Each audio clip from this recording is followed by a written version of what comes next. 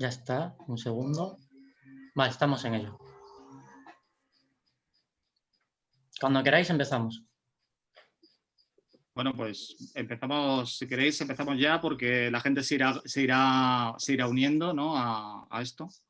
Bueno, hoy estamos a día 25 de noviembre, es un día muy especial, no porque se haya muerto Maradona, que lo es, pero sino porque es el Día Internacional contra la Violencia contra la Mujer. Y es una de las cosas que tenemos que tener muy en cuenta en todo este tipo de eventos, porque yo creo que es muy, muy importante, ¿no? Que lo sepamos, ¿no? Y creo además que muchos de los cuentos que incluye la antología Acronos de Acero y Sangre, lo he dicho bien, Josué, no lo he dicho al revés, antes en el primer post de Instagram estaba mal puesto, reflejan, ¿no? el carácter fuerte, ¿no? de mujeres protagonistas, mujeres que salen adelante, ¿no? frente a la adversidad. Y yo creo que es muy importante, ¿no? que hagamos este tipo de historias. Bueno, vamos a ver, os voy a presentar un poquito, ¿no? a los autores que tenemos aquí. Sabéis que la antología Acronos de Acero y Sangre es lo que estamos presentando, es una antología de terror steampunk, pero lo que estamos aquí no somos todos los que formamos parte de la antología, sino que hay muchos más. Os voy a leer un poquito primero, os voy a leer un poquito los autores que forman parte de la antología y ahora voy a presentar a los que están por aquí. Vamos a hacerlo por orden alfabético, que yo creo que es lo más correcto, ¿no? Pues tenemos a Miriam Alonso, José Antonio Bonilla, que está por aquí, Julia Díez, que está por aquí también, Santiago Ximeno, Eva García Guerrero, que está por aquí también, Pepa Mayo, que nos está escuchando, está en el libro, está trabajando ahora mismo, Alejandro Morales Mariaca, Josué Ramos, que también está por aquí, Alicia Sánchez y Rafael Wittener, que está por allí también. Entonces vamos a contar un poquito, ¿no? de cada uno de ellos. José Antonio Bonilla, bueno, ahora yo lo tengo apuntado un poquito, me vais a permitir que sea un poco desordenado porque mis apuntes son un poquito desordenados. José Antonio Bonilla es autor de dos obras, ¿no? que yo creo que son las más características del steampunk en su extensa. Ya podemos hablar de extensa, ¿no? con más de 8 libros, ¿no? publicados. Pétalos de acero, publicado por la magnífica editorial Hermenaute, una gran editorial de Barcelona, y Sombras de Metal, editada por una un poquito más inferior, ¿no? de Madrid, que es Apache Libros. Rafael Wittener, autor de Monozuki, ¿no? la chica zorro, participó en muchísimas antologías de steampunk, sobre todo en la de Writers of Steampunk Around the World, ¿no? Steampunk no, Writers Around the World. Justo en eso, no, estuve en el Best of Spanish Steampunk, pero en el Best of Steampunk Around the World, sí. no. Perdona. Julia Díez, autora de muchas participantes, muchísimas antologías, entre ellas las recientes Vuelo de Brujas y sobre todo Donde las hadas no se aventuran, y autora también de novelas juveniles como Ethan, ¿no? Los mundos de Ethan y todo esto, ¿no? Y Alicia Sánchez, autora de Violeta en el Jardín de Fuego y En Carne Extraña, también participante en las dos antologías antes mencionadas, en Vuelo de Brujas y en Donde las hadas no se aventuran, y en muchos más proyectos que hemos participado juntos. Y Eva García Guerrero, miembro del proyecto Artemisa de Valencia, y bueno, que trata de divulgarlo en la literatura de género, ¿no? en todos sus campos, y autora del recientemente publicado Huella 12. Ahora Josué Ramos, alma mater también junto a mi amiga Covadonga González Pola, del proyecto editorial Tinta Púrpura, con el que estamos hermanados y tenemos muchos proyectos en común. Y también participante, bueno, autor coordinador de las anteriores Acronos, ¿no? de los anteriores volúmenes de Acronos, y coordinador junto a José Antonio Bonilla de este volumen que tenemos el placer, ¿no? ahora de presentar. También participó, esta vez espero que lo diga bien, en el Steampunk Writers Around the World, ¿no? ¿Participaste ahí? ¿Y en el Best of Spanish Steampunk también o no? Hola, Iván. Sí, el ese también, el de Nevsky, sí. El de Nevsky. Y bueno, yo creo que muy conocedor de todo este mundo steampunk y participante en muchos eventos y en muchas ponencias y en muchas convenciones, ¿no? Porque también a la gente que nos gusta el steampunk también nos gusta mucho ir a convenciones y participar en ellas. Bueno, la primera pregunta, que hay mucha gente... Perdona, José. También veo que está conectado Félix Googles, que es el prologuista de la antología. Sí, mira, Félix Googles, es verdad. El Eurosteampunk de Barcelona. Y un placer, ¿no?, haberle tenido como prologuista, ¿no?, de este evento, del libro, ¿no?, y que nos permitió hacer la presentación, yo creo que hace casi un año, y fue en octubre, ¿no?, del año pasado. Sí. Permitió un espacio en el Eurosteampunk, ¿no?, de Barcelona. Ya no. También allí ahí pudisteis estar, yo no pude estar, con Francesc Grimal, que es el autor de la portada, ¿no? Una portada magnífica, para un ilustrador que ha trabajado mucho con Félix, ¿no?, en la convención. Como hemos hablado antes, bueno, hay mucha gente, cuando le hemos mandado la invitación a la charla, ¿no?, a la presentación del libro, me preguntaba que no sabía qué era el steampunk, ¿no? Vamos a ver, una de las cosas que podéis ver en el libro, en la solapa, yo hice un pequeño esquema, una infografía, ¿no?, inspirada en una fórmula matemática que sale en el libro de Van der Meer, la Biblia Steampunk, exactamente, Eva, ese. En la Biblia Steampunk hacen una definición de lo que sería, ¿no?, el mundo steampunk, ¿no? Entonces decían, un científico loco que tiene una idea.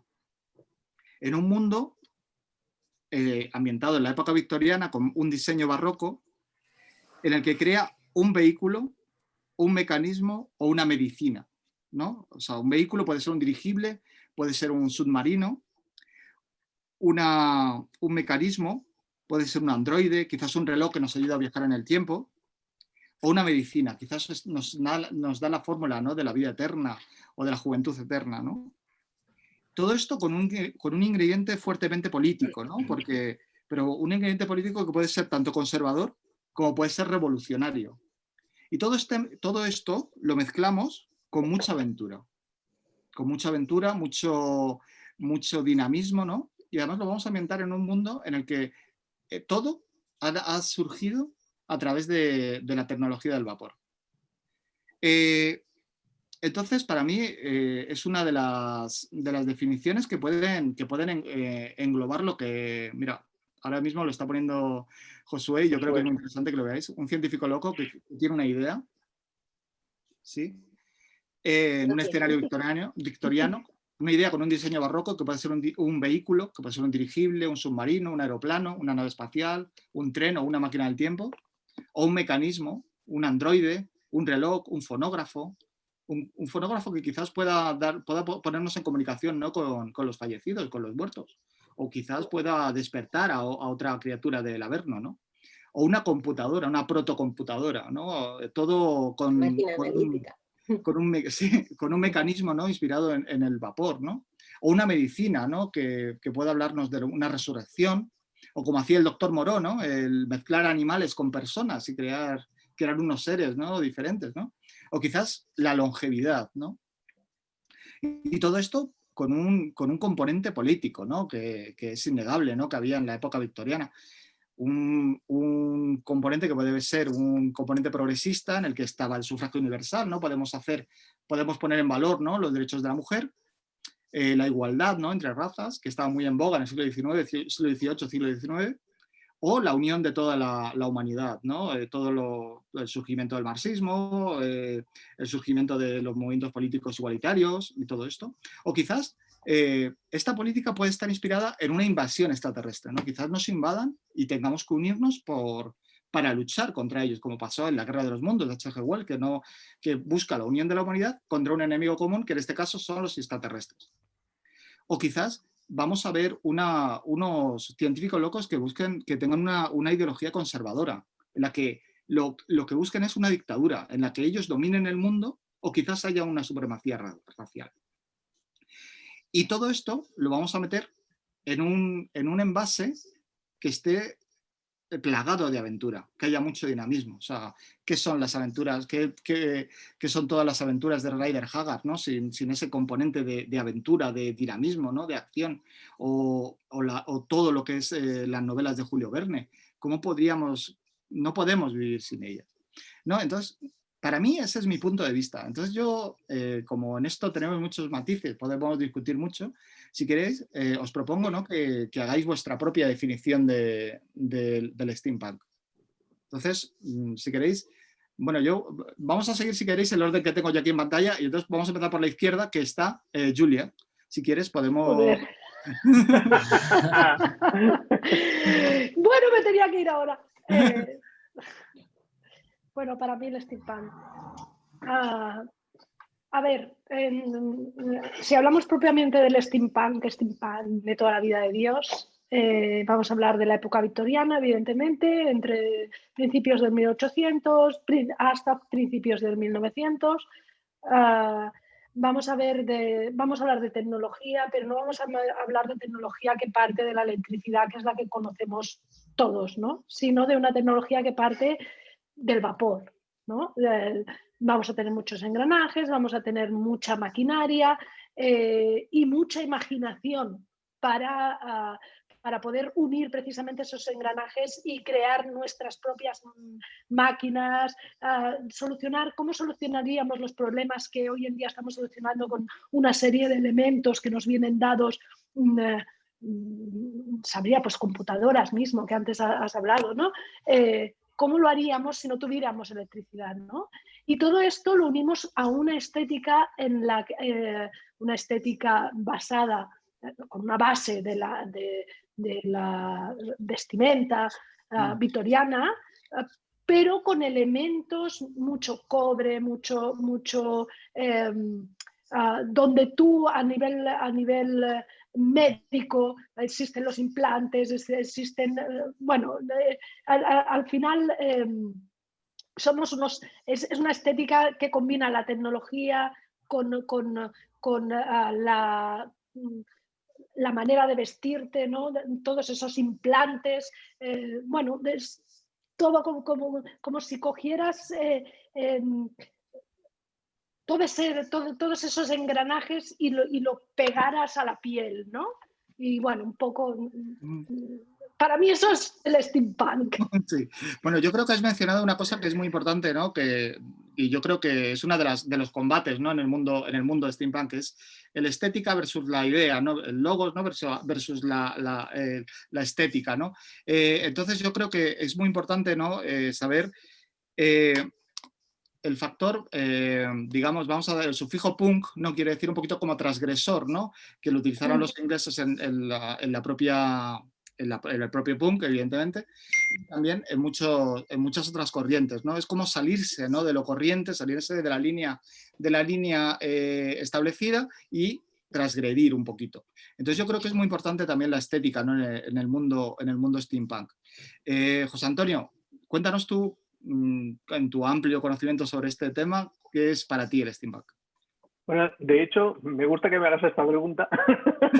No, más que nada porque en referencia a la estética. A ver, yo hace 7, 8 años yo prácticamente no conocía el steampunk. Sí que había leído cosas, pero yo no sabía que eso era steampunk.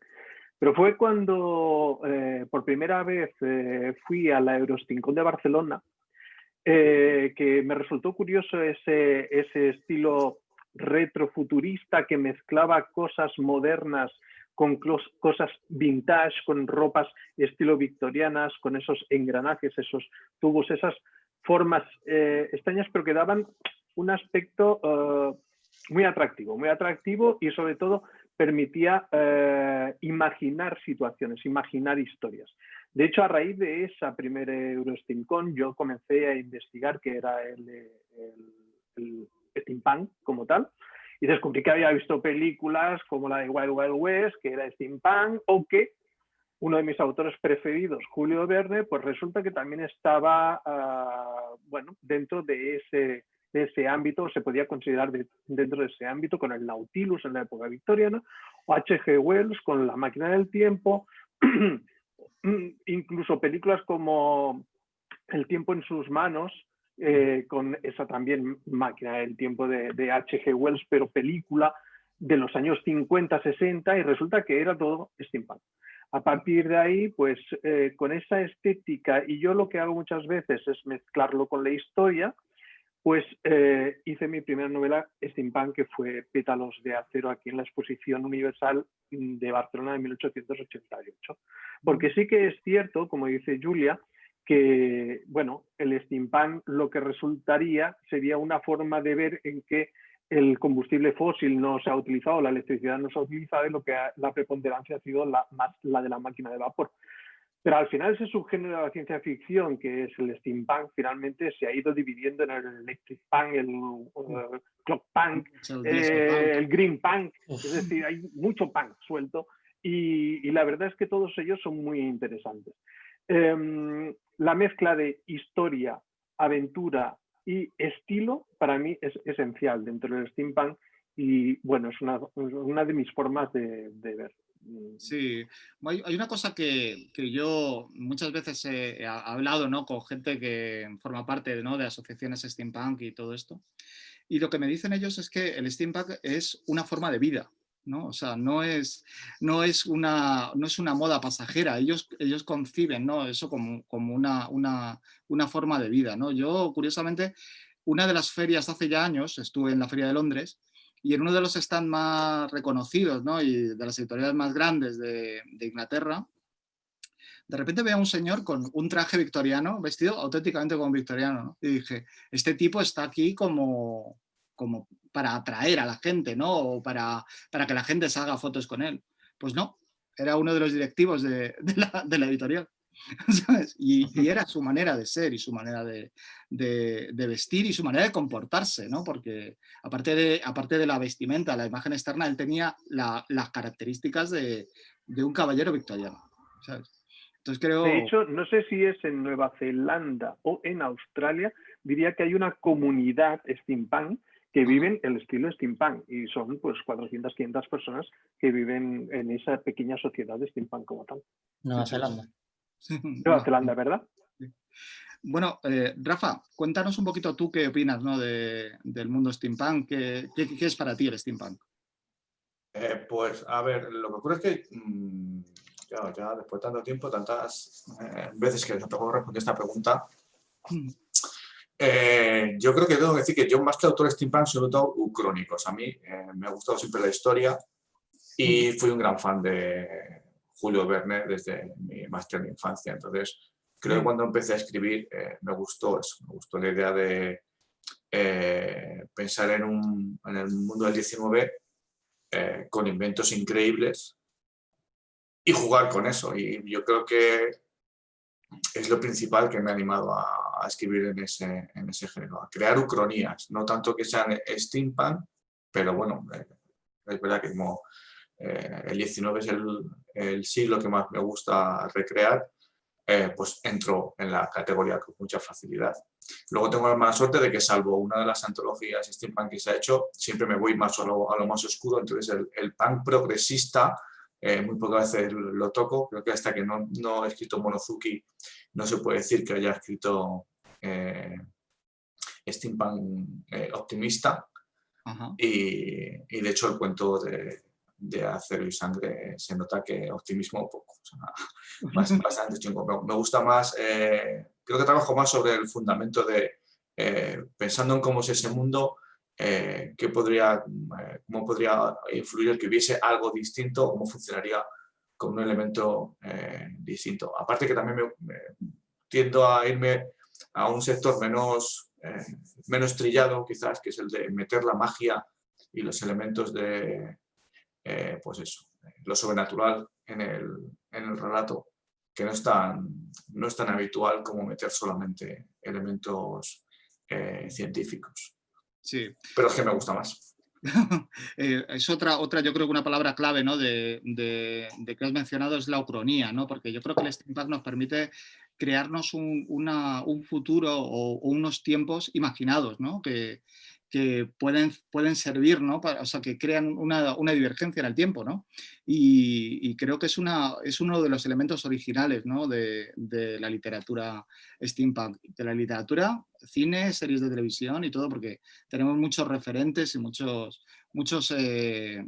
series o muchos elementos visuales que parece que no son steampunk, pero si nos analizamos podemos verlo, ¿no?, desde el prisma steampunk.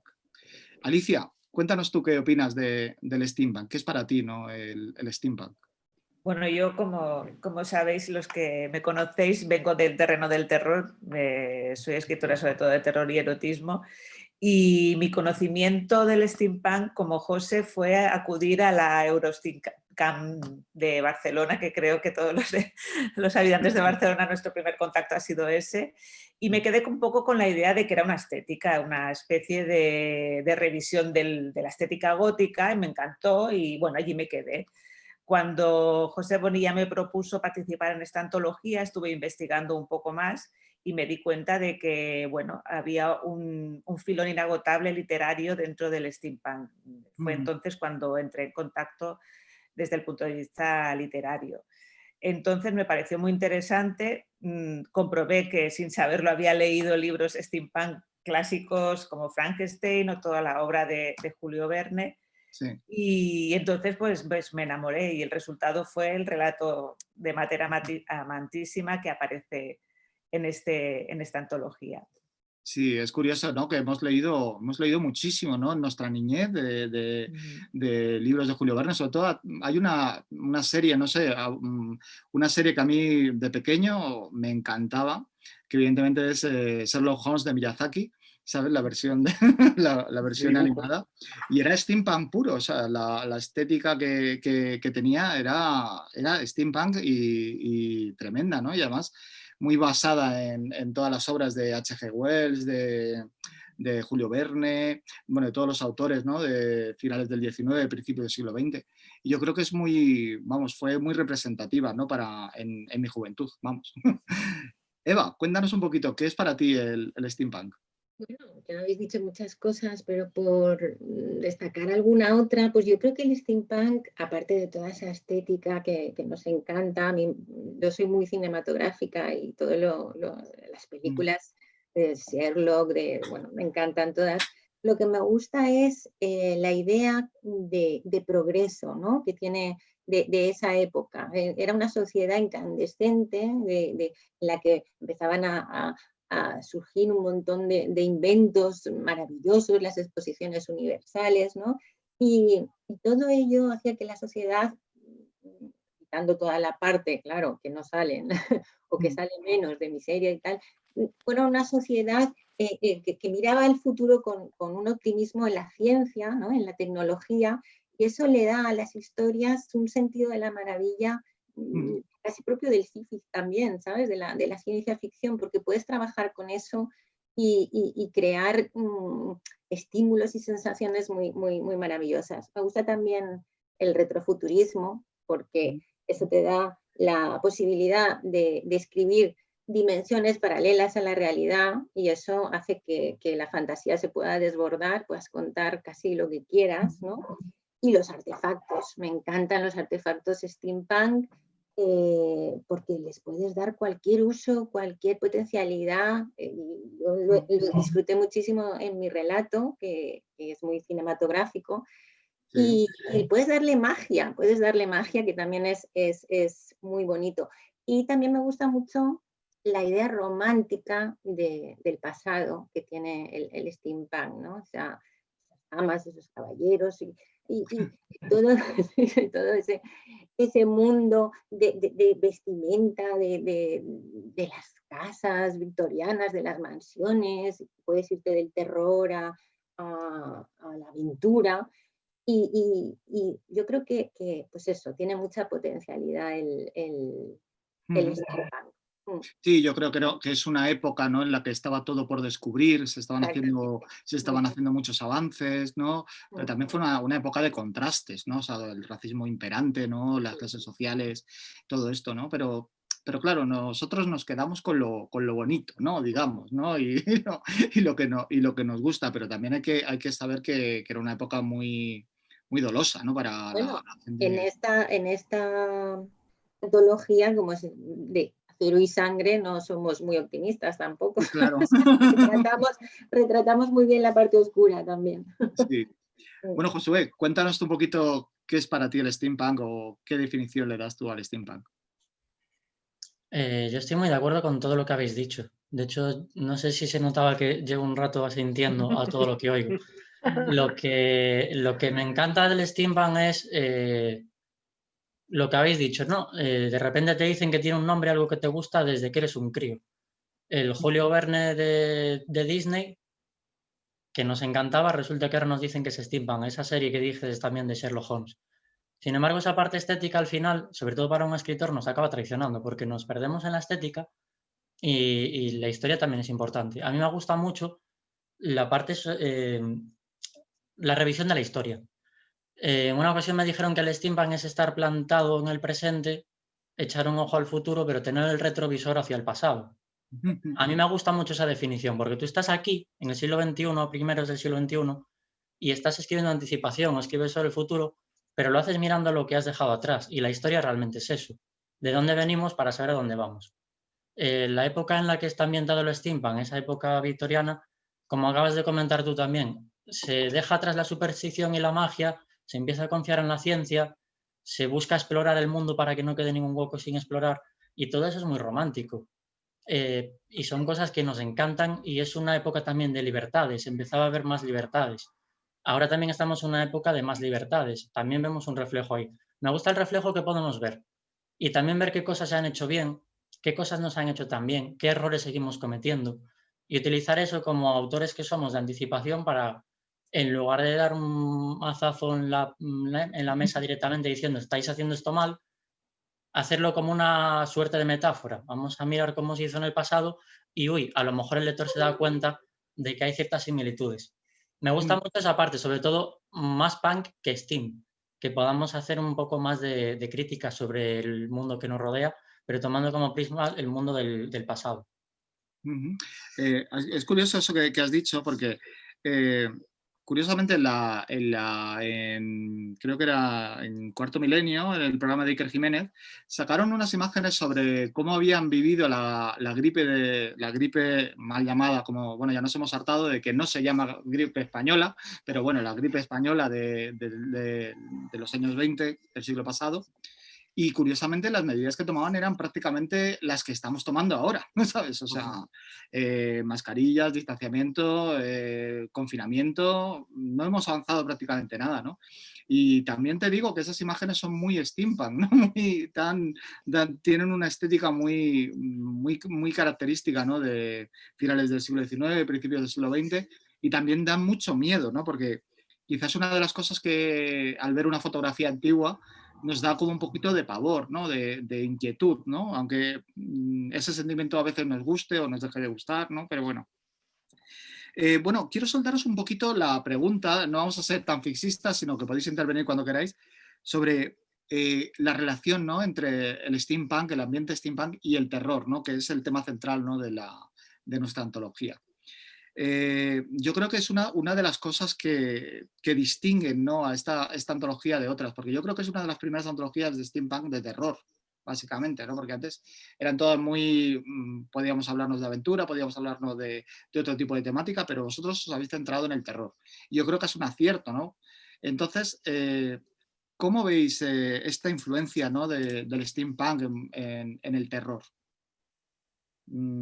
Alicia, tú eres escritora de terror, yo creo que debes empezar tú. Me ha tocado. Sí.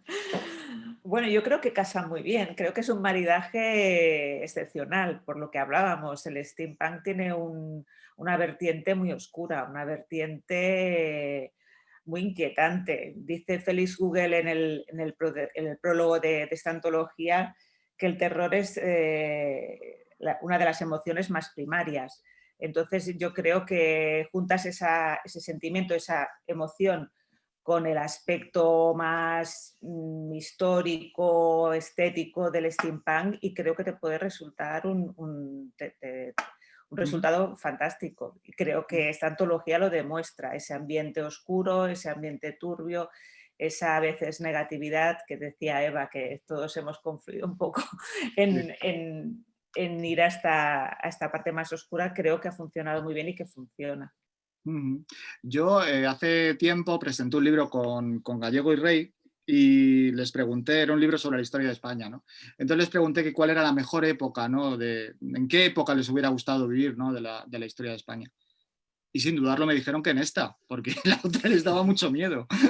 Me decían, tú imagínate caminar por las calles y no ver nada, todo gris, todo lleno de barro, todo lleno de suciedad, ¿no?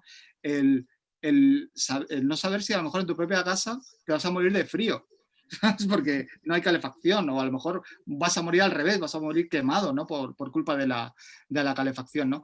Y yo creo que todos esos factores son importantes, ¿no? A nivel visual, ¿no? A la hora de crearnos un imaginario, ¿no? Como lectores al leer un libro, ¿no? Todo el ambiente este del Londres de finales del 19, todo este Londres plagado de niebla, plagado de candiles que iluminaban lo justo y necesario, pero poquito más, ¿sabes? Y esas calles oscuras. No sé si habéis caminado por Londres de noche en esta época, ¿no? Es un poco tenebroso, incluso ahora. Imaginarlo en el siglo XIX, ¿sabes? O imaginaros más allá, ¿no? En otra ciudad como puede ser Liverpool, ¿no? Una ciudad más industrial todavía, ¿no? Más peligrosa, ¿no? Yo creo que casa mucho, ¿no? Esta época, ¿no? Con la época steampunk con el terror, ¿verdad, Julia? ¿Qué opinas? Bueno, estoy súper de acuerdo contigo, que Londres, da igual la época, en una noche de niebla te caga un poquito. Sí, a ver, terror y steampunk es que pueden ir de la mano tanto.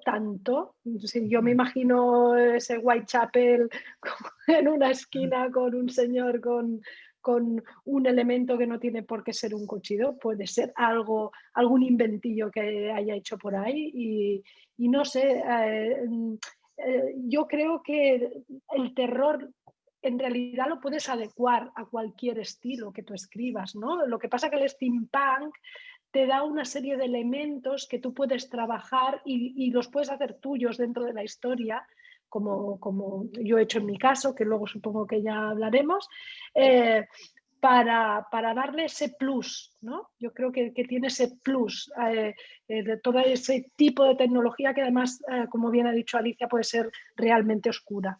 Sí. Hemos hablado de Londres, pero también Barcelona es fascinante, ¿no? En el siglo XIX, la época, ¿no?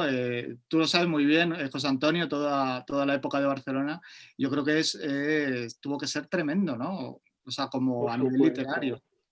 Sí, a nivel literario, yo una de las... ¿Eh? Estás mayor y te acuerdas de eso. Me acuerdo, sí. No, sí, sinceramente, la verdad, una de las cosas más importantes que más me gustaron de escribir la historia de steampunk aquí situada en Barcelona, la de Pétalos, es la documentación, porque descubrí una Barcelona que yo desconocía y que, claro, al situarla en la exposición de 1888 o como después en Sombras de Metal, la del París de 1889,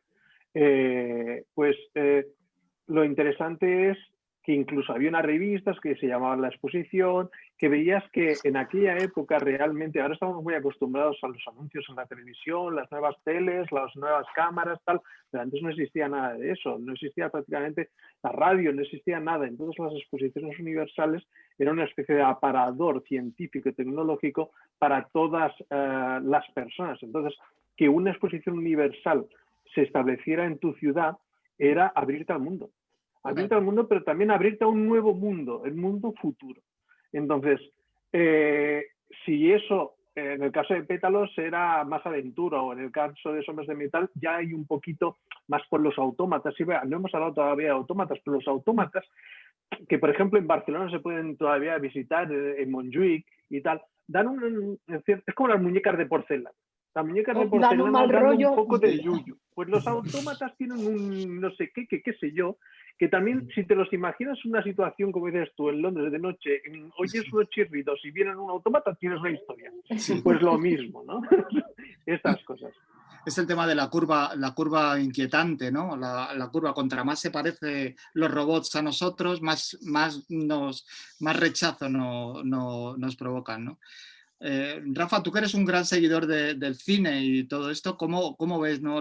el terror, ¿no? En el steampunk, o ¿cómo lo ves? Pues, hombre, quiero decir, la época victoriana es la época del gótico. Entonces, ¿qué más puedes decir? Si los monstruos más terribles que han habitado el cine y las pesadillas de un montón de gente nacen en esta época. Drácula, pues el hombre lobo, aunque fueran mitos folclóricos de hace un montón de tiempo, prácticamente se les da forma y se les crea un canónico en el 19. Entonces, pues, el terror es connatural al 19, aparte de lo que se ha comentado. O sea, el hecho de que en las grandes ciudades, pues si tenías suerte y había iluminación, podías salir de noche, pero si no, el momento que oscurecía, salías a territorio Cheyenne pasado el anochecer, porque no sabías dónde te estabas metiendo, o sí sabías dónde te ibas a meter si no pasabas por allí antes de que se posase el sol. Pues obviamente el miedo, ya fuera a lo sobrenatural o al ser humano, estaba ahí. Es cierto que en el steampunk nos permite jugar también con el miedo a ciertos elementos mecánicos que entran de la ciencia ficción futurista y no las llegamos al steampunk. Claro. Es que hemos hablado del terror, ¿no?, en las metrópolis, ¿no?, como Barcelona o Londres, pero también tenemos que hablar de lo que es el terror steampunk en los espacios abiertos, ¿no? Por ejemplo, en el desierto, en las grandes praderas, ¿no? Porque una de las cosas que a mí me gusta mucho de finales del siglo XIX es todos los circos itinerantes, los circos de maravillas, ¿no?, llenos de elementos mecánicos, elementos curiosos, todo este aspecto inquietante, ¿no? Todas estas cosas que ahora las vemos y nos producen más inquietud, pero y nosotros estamos curados de espanto porque tenemos una cultura cinematográfica, visual, ¿no?, que nos acerca mucho a estas cosas. Entonces, claro, si lo pensamos, la gente de estos siglos, del siglo XIX, debía estar asustadísima, ¿no?, cuando viese estos prodigios, ¿no?, de la naturaleza.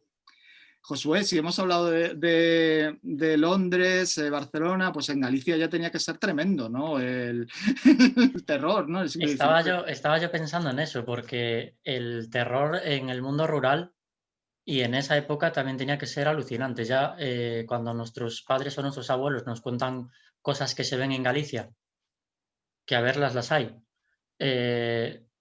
trasladas esto al steampunk. Yo, con una editorial gallega que le gusta mucho el terror, he publicado varios relatos de agroterror, que es terror en el mundo rural, pero es que el steampunk da mucho juego y hemos experimentado mucho con ello. Y estaba justo ahora pensando, por ejemplo, en Roma Santa. Claro. Roma Santa, el hombre lobo que andaba por Galicia haciendo lo que daba la gana, y que en esa época empezaron las matanzas de lobos por Galicia. Llegó un tío de Londres en el juicio y dijo: yo soy un experto en ciencias modernas. Le midió el cráneo y dijo: es que este hombre es un hombre lobo porque mira lo que mide esto. Y sacó allí aparatos y sacó cacharros que todavía se pueden ver en un museo de aquí. Toda la maquinaria que este hombre sacó, que aún a día de hoy dices: ¿de qué ciencia era esto? Que lo podemos escribir tranquilamente ahora, pero es que sucedió realmente. Al final, a Roma Santa lo absolvió la reina Isabel y lo encerraron en una prisión en un castillo de Coruña. Pero estas historias que han sido reales, tranquilamente podemos llamarlas steampunk. Y no hace falta darle muchas vueltas. A Rafa, por ejemplo, le gusta mucho el componente mágico. Pues en Galicia tendría para lo que quiera. Además, añades eso a las fragas, a los bosques de Galicia, a las historias de Santa Compaña, a todo lo que el autor quiera meterle de por medio, y también es un escenario da bastante caguelo. Que el cine te cura de espanto para otras cosas, pero para esto no. A mí, desde luego, no. Mira, cuando has nombrado a Roma Santa me ha venido a la cabeza Vidocq, ¿sabes? El personaje francés, detective francés también, que era muy, muy steampunk también en la estética, ¿no?, y en la temática. Eva, te has quedado la última, dímelo, cuéntanos un poquito. Ya no sé qué queda. ¿Qué decir sobre el terror? A ver, yo no soy experta en terror, no he escrito demasiado terror, porque soy muy miedosa, básicamente. Todo me da muchísimo miedo, sobre todo el cine. Pero bueno, de lo que habéis dicho, sobre todo, a ver, el siglo XIX, lo que decís, es el siglo del gótico, es el siglo de grandes leyendas y del folclore. Los cuentos, por ejemplo, es una gran inspiración para escribir steampunk, por ejemplo, y sí, todo ayuda porque todos sus elementos, los elementos que podemos introducir en el steampunk, esos artefactos, esas máquinas, yo siempre utilizo los autómatas porque me parecen unos seres, vamos, tan espeluznantes y tan visuales y que pueden dar tanto juego y un montón de distorsiones que pueden traer a la historia.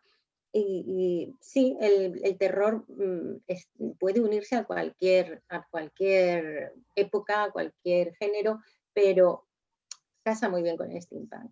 Sí, bueno, el terror de los autómatas, ¿no? Es el terror de querer equipararnos a un dios, ¿no? O sea, lo que hacían los judíos, ¿no? Con el mito del golem, por ejemplo. Y acuérdate también de que el 19 también es siglo de fantasmas, ¿sabes? De historias de fantasmas, de historias de monstruos, como ha dicho antes Josué, pero de fantasmas también, y los fantasmas también pueden tener su papel importante en el steampunk. Bueno, más que fantasmas, yo creo que fue el siglo de cuando comenzaron los estudios parapsicológicos, ¿no? Que trataban de crearnos una frontera, ¿no? De poder cruzar el puente, ¿no? Y poder comunicarnos con nuestros seres queridos, ¿no? De que habían fallecido. Nuestro gran parapsicólogo, uno de los que más le gustaba mucho la parapsicología, era nuestro querido Arthur Conan Doyle, que le gustaba muchísimo y era un gran estudioso, ¿no? de este tema. Y también para mí, uno de los personajes más queridos, ¿no? de toda la historia, que es Houdini. También era uno de los estudiosos, ¿no? de la parapsicología. Bueno, vamos a ver vamos a tocar un poquito, yo si queréis, podemos hablar un poquito ya de entrar en materia, ¿no? y de vuestros cuentos, ¿no? La primera pregunta se la voy a lanzar a los coordinadores, ¿no? de la antología.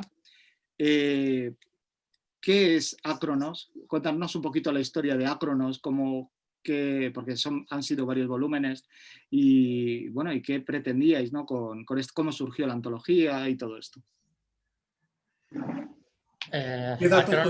Empieza tú por Acronos y después cómo surgió lo demás. Acronos empezó en 2011 porque estábamos empezando a oír hablar de steampunk en España y empezaba a haber pequeños grupos por España. Sin embargo, para leer no había gran cosa traducida.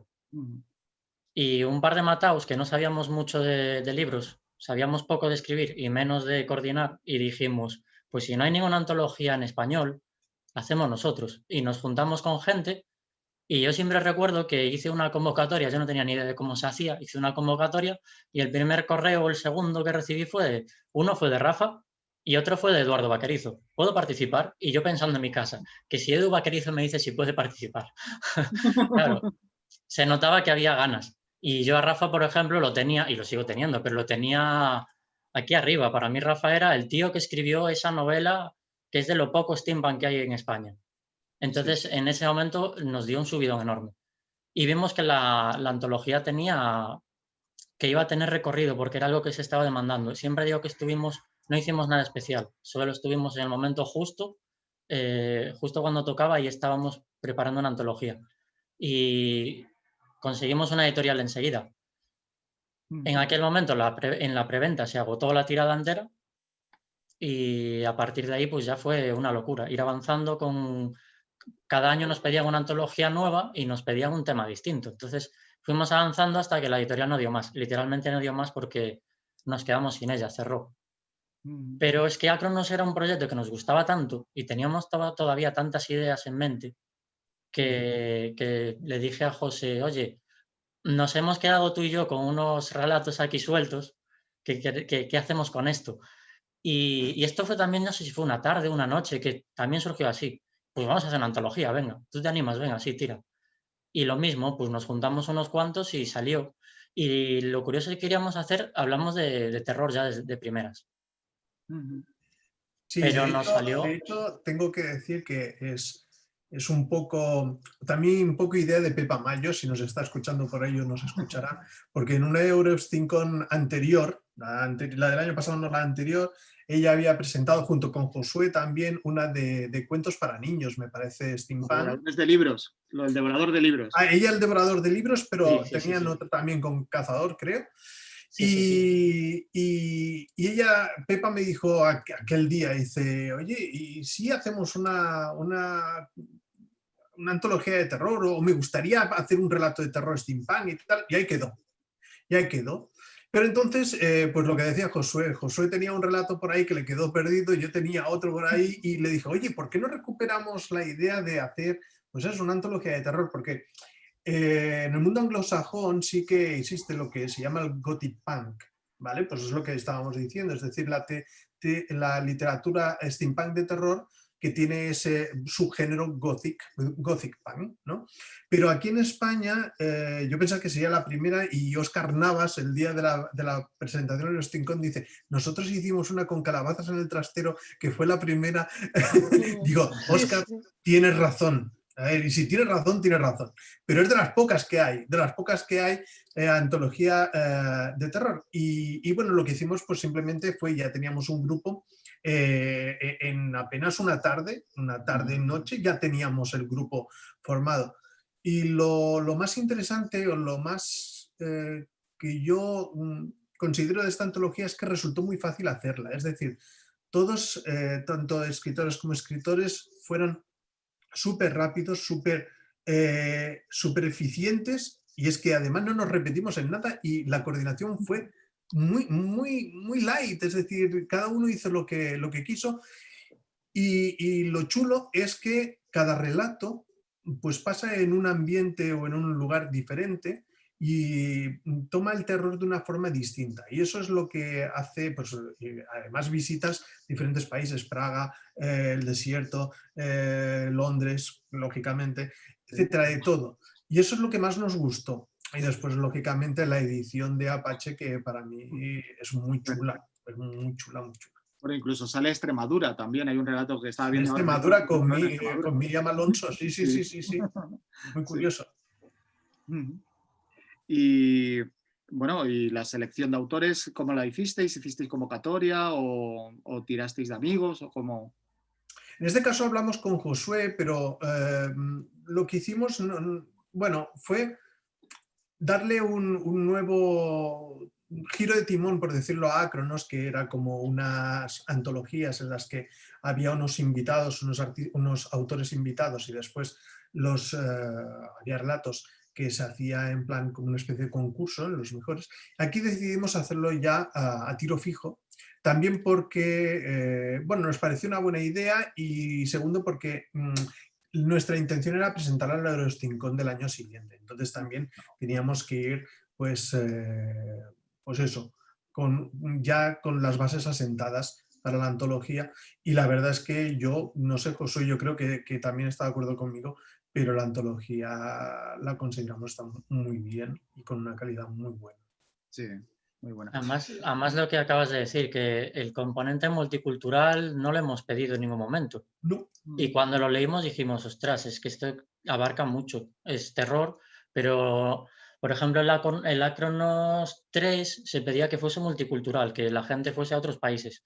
Aquí lo hicimos sin pedirlo. Los autores fueron originales los relatos, ¿no? Cuando pides relatos steampunk, sabes que vas a leer mucho de Jack el Destripador, que vas a leer mucho de Las nieblas de Londres, y además te lo dije, no quiero estas cosas. Josué me lo dijo, dice, no quiero relatos de Jack el Destripador. Digo, vale, digo, poned relatos menos Jack el Destripador. A Santa puede, Jack el Destripador no. Bueno, pues si queréis vamos a contarnos un poquito, vamos a hablar un poquito de los relatos, ¿no? De cómo, qué contáis, ¿no? Cada uno en vuestro relato. Y si queréis, bueno, vamos a empezar por Julia, ¿no? Julia, cuéntame, cuéntanos tu relato. Uy, se me ha caído el casquito. Hola, yo soy otra vez. Yo no he sido muy original. Hay relatos súper originales aquí dentro. El mío, no es original, es original, ¿eh? Quiero decir que no me he ido al steampunk más más de toda la vida, ¿no? Mi relato ocurre a caballo entre Londres y Edimburgo. Edimburgo es una de mis ciudades favoritas del mundo mundial y quería que saliera. Bueno, como yo escribo normalmente, no me gusta mucho meter esa palabra, ¿no? Porque la normalidad para mí no existe, ¿no? Pero escribo infantil y juvenil y, como no, mi protagonista es una, no voy a decir una niña porque ya tiene 12 años, con lo cual ya está casi a un paso de la adolescencia y que hoy en día viene mucho antes que en mi época, por decirlo así. Y debo decir también que hay alguna inclusión dentro del relato que ha visto poca gente que sea un poco Potterhead, porque yo soy muy fan de la saga Potter, ya lo sabéis todos, y a esta chica que la envían a vivir con sus tíos, ¿no? Porque hay un suceso bastante oscuro de asesinatos y la alejan un poco de su casa, ella vive en Londres. Pues a esta chica la meten en un colegio que existe, que es real, que es un colegio que ya, bueno, data del 1600 y pico, ¿no? Pero que es el George Heriot School, que es donde Rowling sacó sus casas famosas de Slytherin, Gryffindor y todo esto. Y bueno, hay ese guiño ahí puesto. Bueno, mi historia se basa en un libro que evidentemente es un libro especial que funciona con apenas 1 gramo de carbón. Y bueno, pues imagínate todos tus pensamientos más oscuros en ese momento en el que tú accionas ese libro. ¿Qué pasaría si voluntaria o involuntariamente se convirtiera en una realidad, ¿no? Y bueno, todo, no quiero desgranar mucho, bueno, por si alguien no lo ha leído, pero este libro acompaña a esta niña y bueno, digamos que esta niña a través de ese libro ejerce una inmersión directa en lo que puede ser situaciones realmente terroríficas, ¿no? Sí. Y bueno, un poquito va de esto mi relato, ¿no? De este libro y de estas sensaciones nuevas, ¿no? Bastante terroríficas, ¿no? Que se pueden vivir a determinadas edades, ¿eh? Además, quiero recordar en tu relato que salían varios elementos muy steampunk, no como el tren de vapor, evidentemente. Sí, claro. Bueno, yo estoy un poco con Josué, sí que me gusta dar esas pinceladas que te sitúen un poco en la época donde estás, ¿no? El tren de vapor, ese personaje que está delante de Igraine, que es mi protagonista, que se está limpiando esa prótesis que lleva, ¿no? Y que ve que bueno, que un poquito de aceite no le iría mal, ¿no? O sea, esos comentarios, esas cositas que te van situando dentro de la historia, pero sí que es cierto que intento que no sea que no sea empalagoso, ¿no? Que no digas, bueno, es que acabo de leer el relato y me salen las tuercas por las orejas, ¿no? Sino que hayan esos pequeños pinceladas que te sitúen y te den la estética que tú quieres dar, ¿no? Por ejemplo, hay un detalle que es al final del relato, que es una tontería no, es una tontería de vestuario, ¿no? Pero que en una época victoriana Igraine va con pantalones, ¿no?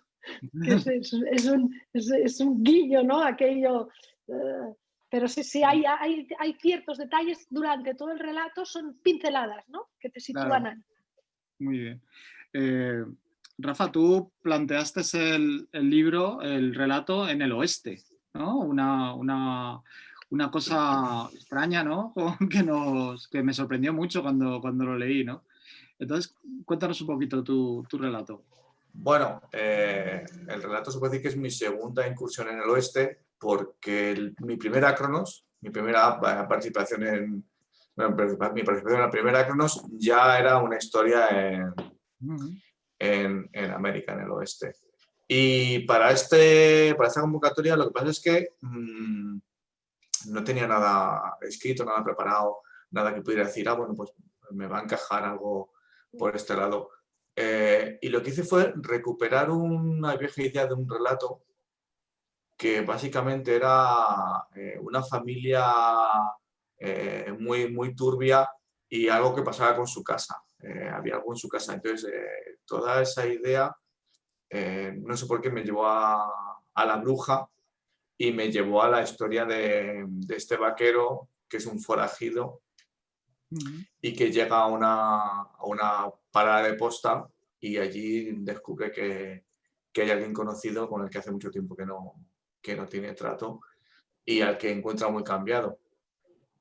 Y encuentra una cosa muy rara en aquella casa que no sabe muy bien cómo explicarse de primeras y que solamente puede vincular con historias para contar y dar miedo delante de una hoguera. Entonces, básicamente esa fue la forma en la que llegué al relato. Es verdad que me aproveché que estaba en un momento en el que estaba trabajando, había estado trabajando otros ratos con protagonistas así bastante difíciles de empatizar con ellos. Me gustaba, había estado escribiendo también algún rato de este personaje que casi es el villano y hace un poco difícil o resulta curioso ver el relato descrito desde el punto de vista de un personaje que es un villano. Y todo eso llevó a la historia. Es verdad que el relato probablemente es de los que menos elementos de estética steampunk tiene, porque me quedé más con esa parte de pues eso, es el salvaje oeste y un sitio perdido en el salvaje oeste. O sea, no tiene nada de urbanismo ni de metrópoli. Hay detalles muy sueltos en el relato sobre tecnología fuera de la época. Pero bueno, como ya he dicho, es que a mí me gusta jugar eso con el 19 y los elementos sobrenaturales. Entonces, entré por ese lado. Pero o sea, que digo, quien le guste el terror, es verdad que me tuve que buscar bastante las habichuelas porque la leyenda, es decir, la leyenda y la mitología entre cierto tipo de ser maligno y los árboles existe y es real. La encontré por internet escarbando mucho y me llamó tanta atención que dije, vale, pues es justo esto, es que encaja perfectamente, es todo lo que estaba buscando. Recientemente yo he leído una novela de Jack Ketchum ambientada en el oeste. Es un autor de terror muy fuerte, muy duro. Es el que escribió La chica de al lado y está ambientado en el oeste, en el siglo XIX, en una ciudad transfronteriza, ¿no? Entonces unos vaqueros cruzan el río Pecos o el Amarillo, alguno de estos, ¿no?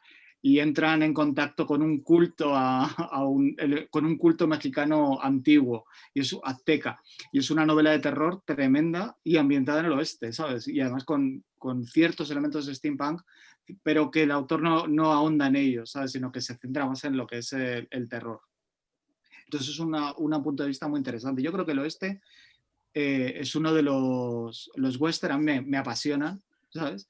Pero creo que también son un elemento, ¿no? Para contar muy buenas historias introspectivas. Yo creo que ahí has acertado, ¿no? Al trasladar la historia ahí a ese mundo, ¿no? de western. Alicia, tu cuento habla de un científico loco que crea lo que habíamos hablado antes, ¿no? Una medicina curativa, ¿no? Y también haces mención a uno de los grandes poetas, ¿no? Sí, la verdad es que yo partí de un punto tradicional como Julia, decidí no innovar demasiado porque ya que no controlaba mucho el tema. Mi relato, la verdad, está ambientado en Londres, en la época victoriana, tiene todos los ingredientes canónicos, digamos. Lo que hice fue basarme en un gran libro, antes lo he citado, en Frankenstein.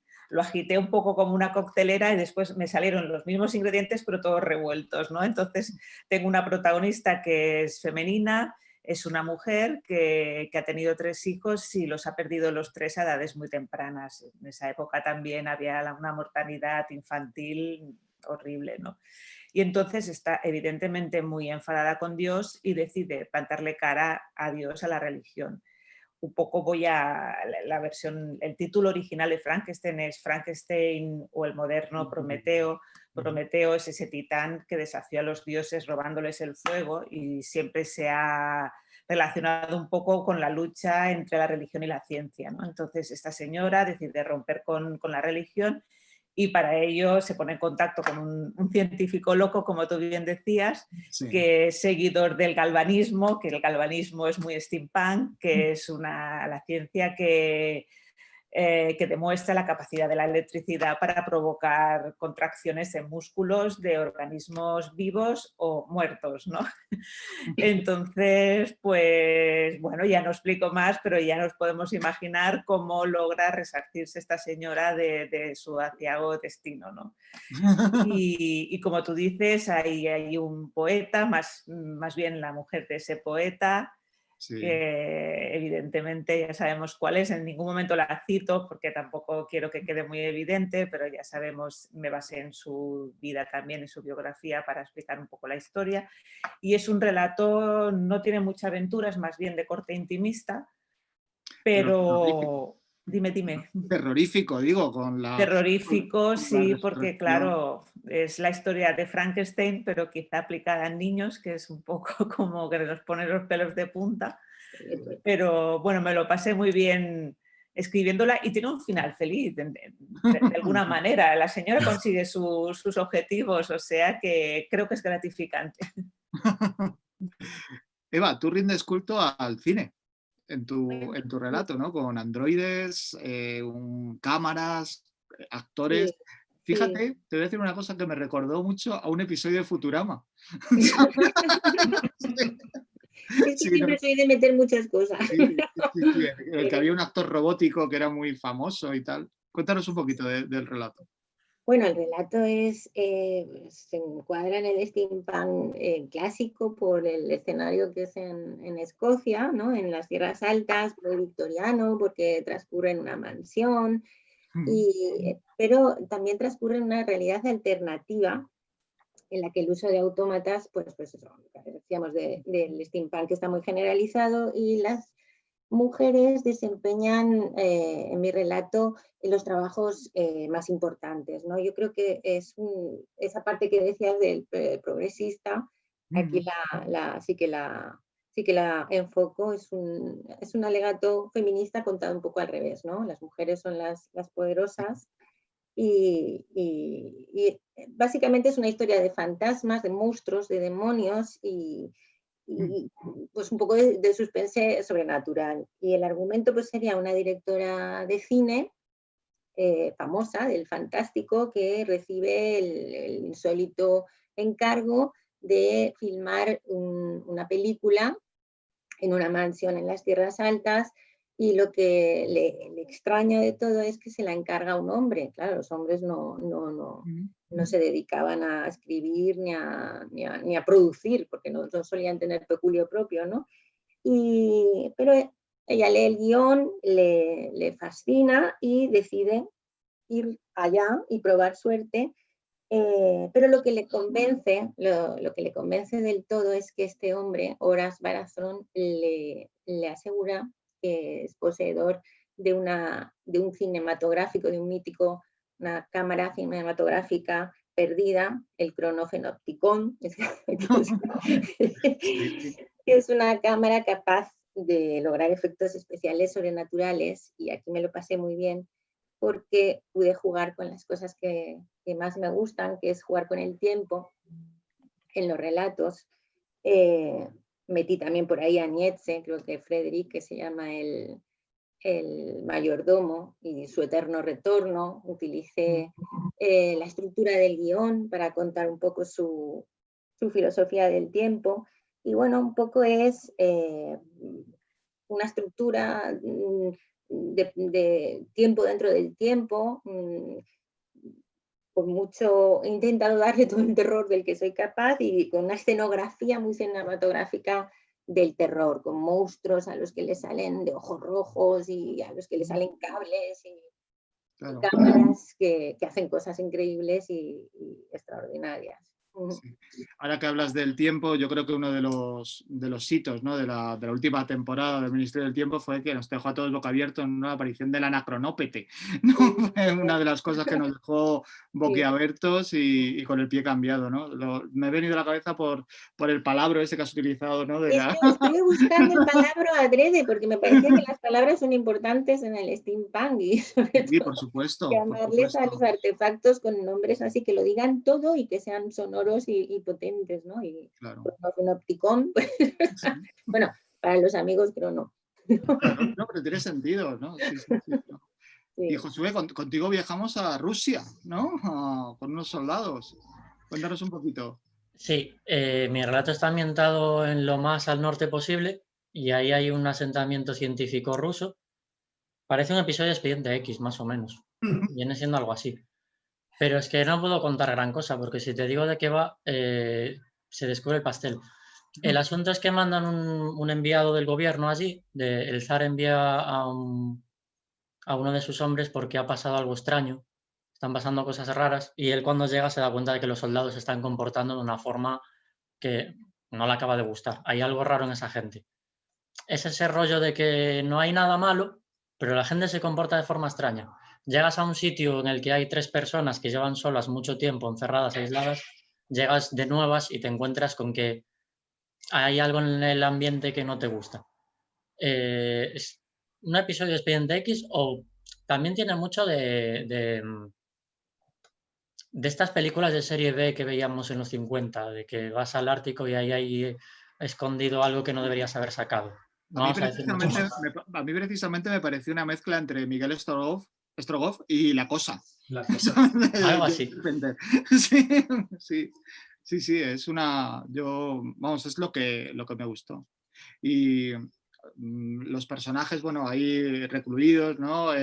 Como tú dices, durante muchísimo tiempo, un secreto que nadie dice, no sé, algo en el ambiente, sobre todo un rollo ambiental, ¿no? Eso sí que me gustó bastante, ¿no? ¿Te inspiraste en alguna narración a steampunk, en algún libro o en algún personaje? Me inspiré en un par de noticias que vi una en un momento, otra en otro momento, y luego decidí unirlas en este relato, me pareció buena idea.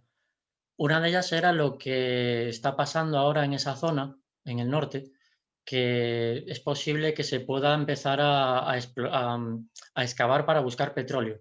Entonces, hay zonas que no se sabe muy bien de quién son o que todavía no tienen dueño y no se sabe lo que podría pasar.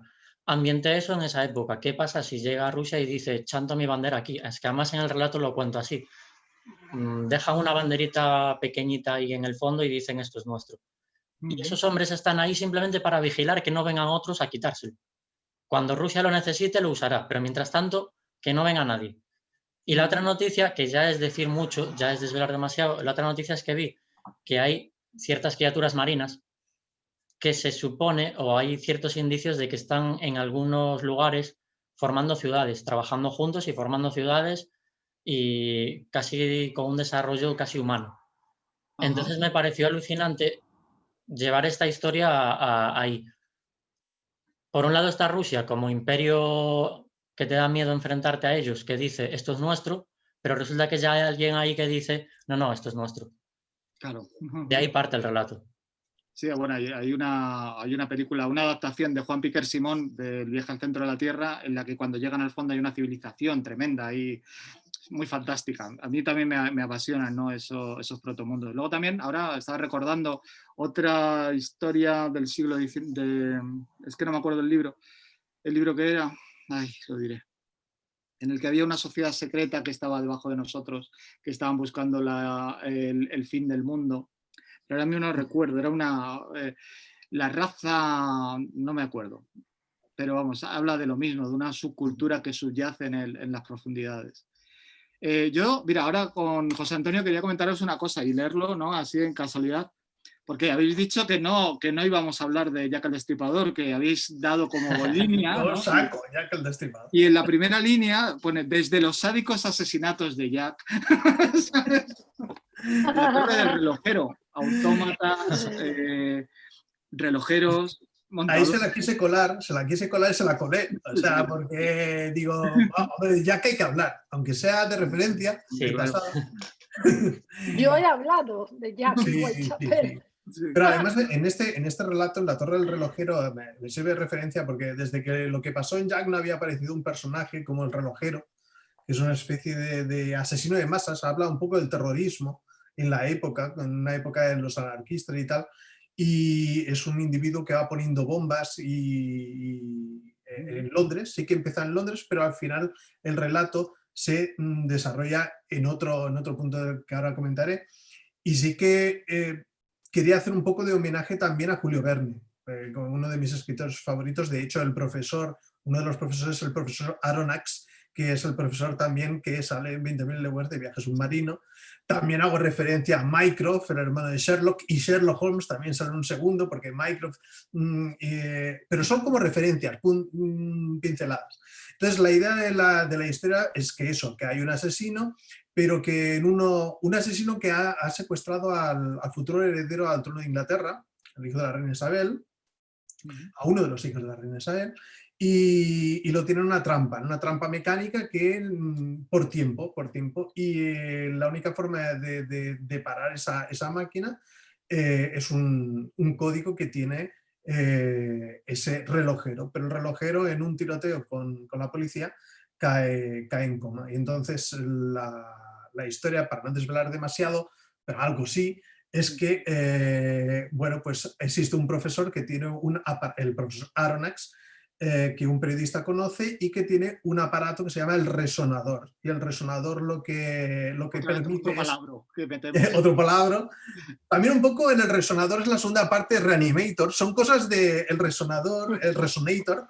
El resonador es meterse en la cabeza del asesino e intentar encontrar ese código. Pero también hay muchos homenajes porque la mente del asesino es un páramo muy extraño y hay una torre, ahí ya no voy a explicar más lo que sucede en la torre, pero la torre es una torre andante como el castillo ambulante de Miyazaki.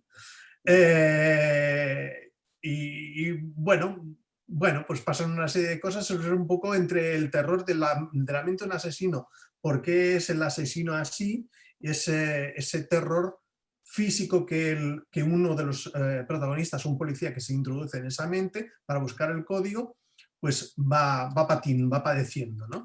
Y nada más, no puedo explicar mucho más.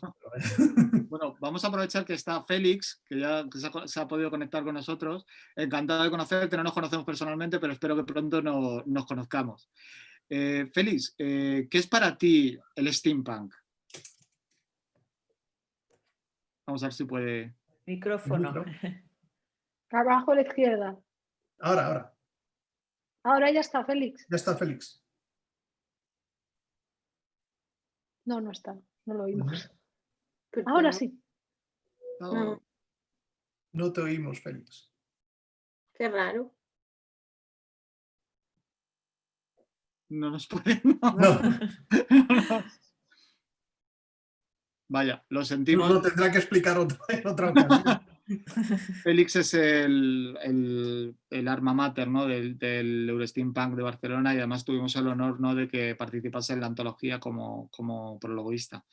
Y bueno, yo creo que era ya en otra charla que hagamos, pues ya fuera de tecnología, pues ya intentaremos que Félix participe. Bueno, si queréis, yo creo que podemos abrir un poquito las preguntas, ¿no? Si pueden hacernos algún tipo de preguntas, o si quieren hacernos alguna pregunta o algún tema que saquemos. Blandín, Cecilia, Wiz, ¿queréis?